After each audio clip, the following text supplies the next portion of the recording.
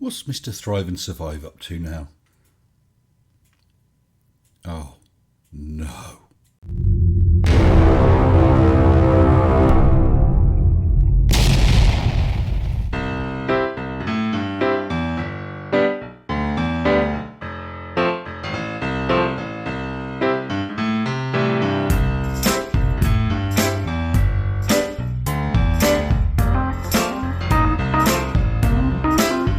Yep, Mr. Thrive and Survive, the gift that keeps on giving. I always understood that if you don't know something, you keep your mouth shut. What you don't do is go plastering videos all over YouTube demonstrating your lack of knowledge and understanding. A wonderful group of people who do have knowledge and understanding are my amazing patrons.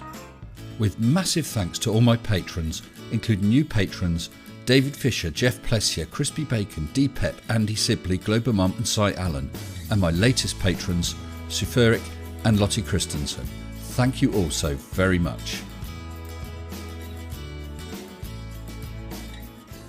Following my recent video with Professor Dunning-Kruger Kyle, I thought we'd probably done with shadows, but no, of course not. We're talking flat arts. And Mr. Thrive and Survive, of course, doesn't get it either. Here we go. Roll VT. Hey everybody, Risk Mr. Thrive and Survive. I get this one comment so much, and I'm going to show you this comment in a minute, that I've got to make a video about it. Did you have to? Couldn't you just go and paint your nails or something? I cannot still, after 5 years, believe the depths of lack of thinking that people will apply to daily lives to remain in a belief system that makes no sense or absolutely displays no evidence whatsoever to support. I know, and we keep on telling you guys there is no evidence that supports a flat earth. Any evidences that have been put forward have been comprehensively smashed, debunked, jumped on and burnt, and yet you still carry on. Oh, you're talking about the globe. Let's get to the basics. This is a nice sunny day. It's either early in the morning or late in the evening because we have long shadows. Yes, because the sun has just risen from behind the horizon, or it's just about to drop behind it. You see the X here? Treasure! That X right here, that is in what? A park, maybe? That is in a shadow. It is in the shade, in the shadow. Oh, I see. The circle, on the other hand, is what? Very round. It's in sunlight. There is no shadow. You would never say you're in the shadow. No, you're right. The circle is in the sunlight. Make sense? All right, now let's take this concept a little bit further. Stage 2. Oh, wow. Advanced Flurf optics. Now we have the exact same thing at night. We have an X, which is inside what? A shadow. Isn't it nice that he spends this time just teaching us? And we have the O inside representing where the light is. Well, I think we've grasped that, Captain. It's the equivalent of your daytime picture, but at night. Now, if it's produced by a full moon, let's just say this is what we get. Yep. If you stood in the moonlight, you're in the moonlight. And if you're stood in the shadow, you're in the shadow. But what if it was produced by this half moon? Well, it would be the exact same thing, except for it wouldn't be quite as much brightness or darkness. You would still have a shadow. If the moon was in the exact same position, you would have the exact same shadow here with the X in the shadow and the O outside the shadow. Let's have a quick recap on all we've just been taught. In the daytime, the sun casts a shadow. At night, the moon also casts a shadow, but it's not as bright. If it's a half moon, it's less bright still. I think we've all got that. Now, if you're standing where the O is, you would never say you're standing in a shadow. No, we wouldn't. But if we were unlucky, we might say we're standing in a pile of dog shit. I don't care if it's a full moon or a half moon. You would say, I'm standing in the moonlight.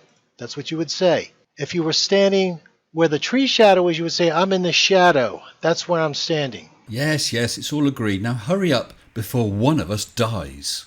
I know this is crazy, simple, basic stuff. Yes, it is. But I bet you a pound to a penny you don't understand. right? But let's take a look at the comment. Now, to hold on to the moronic, and that's what I replied to this guy, this is moronic.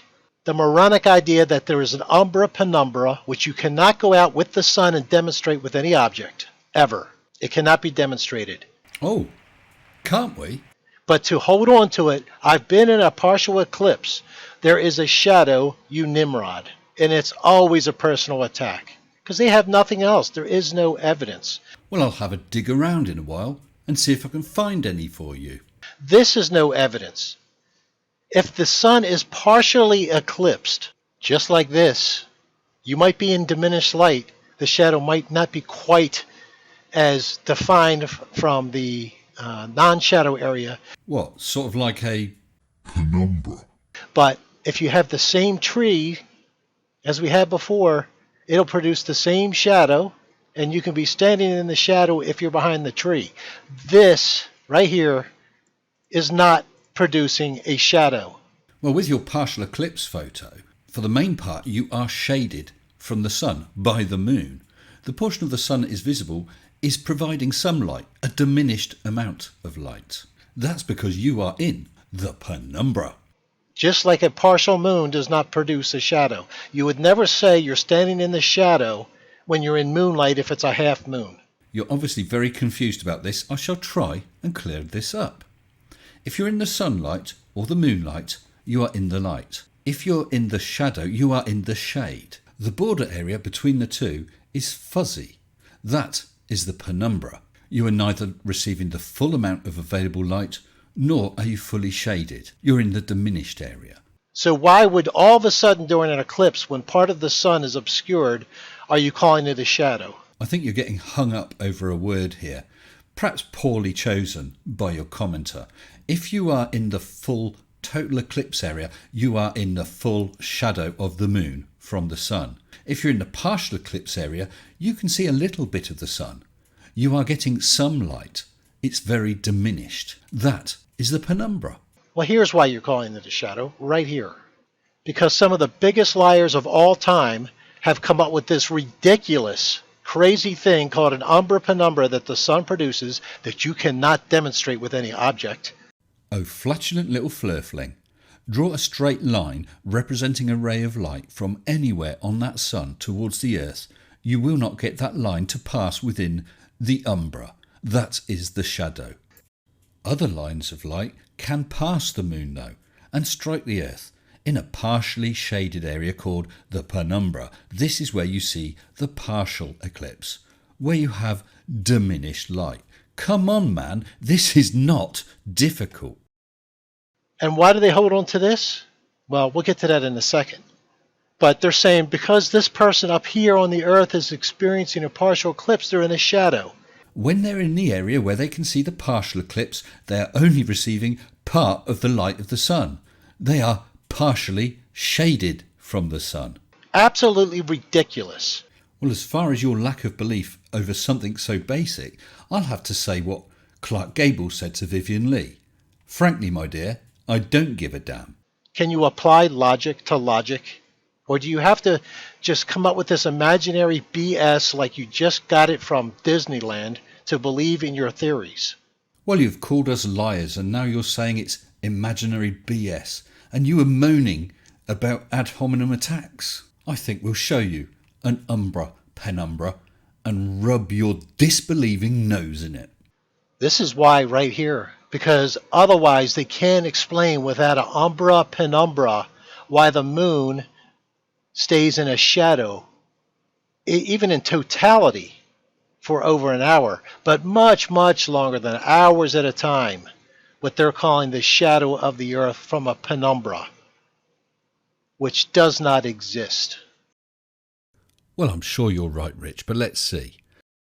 This large circle represents the earth, and on it we've got a Mr. Thrive and Mr. Survive. The coin on the stick represents the moon. The other coin is just for scale. So let's cover up Mr. Thrive with the moon and slowly lift it so there's a shadow. And we can see that he is in the eclipsed area on the earth. But look, Mr. Survive also sees shadow. He's under the penumbra, the partial eclipse. But they're saying because this person up here on the Earth is experiencing a partial eclipse, they're in a shadow. Well, I'm sure, Rich, as an honest little flurfling, you will agree and concede that Mr. Survive there, witnessing a partial eclipse, is in a shaded area. There is a certain amount of shadow. Absolutely ridiculous. I know, Rich, that's what you said before, but now you can see an umbra and a penumbra. Can you apply logic to logic? Or do you have to just come up with this imaginary BS like you just got it from Disneyland to believe in your theories? And guess what else? The shadow, although longer because it's at an angle, and of course at a solar eclipse, we get a solar eclipse when it's total at high noon, or when the sun is highest in the sky. Just no. You can have a total solar eclipse at any time of the day. The shadow is never then larger than the blocking object.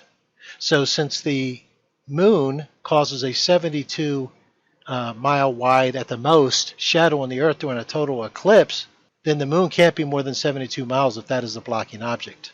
Just no. Witness this little video. If you remember, we've got two identical coins, one on the stick and one that's still on the paper. So let's move it over and see what we find. The shadow of totality of the moon at around a maximum of 70 odd miles is smaller than the moon, just like the shadow of totality from the stick coin is smaller than a coin. I have just shown you hard evidence that there's no reason that the shadow of the moon at 72 miles means that the moon can't be larger than 72 miles. And I have shown you an umbra and penumbra that you said can't be done. You're busted.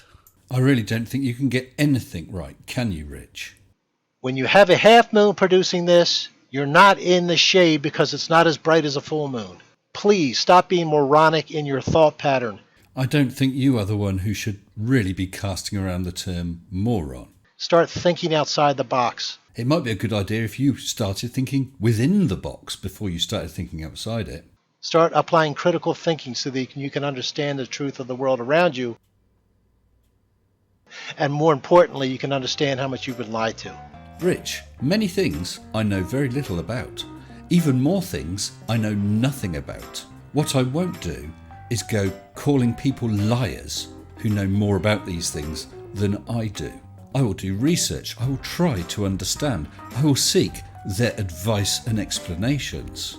When I get something wrong, I admit I got it wrong and I have learned something. You just embarrass yourself when you call everyone else idiots and that they don't know what they're talking about, when quite patently it is you that doesn't know what you're talking about. I hope you all enjoyed this. Until next time, stay sensible. Shut up and sit down.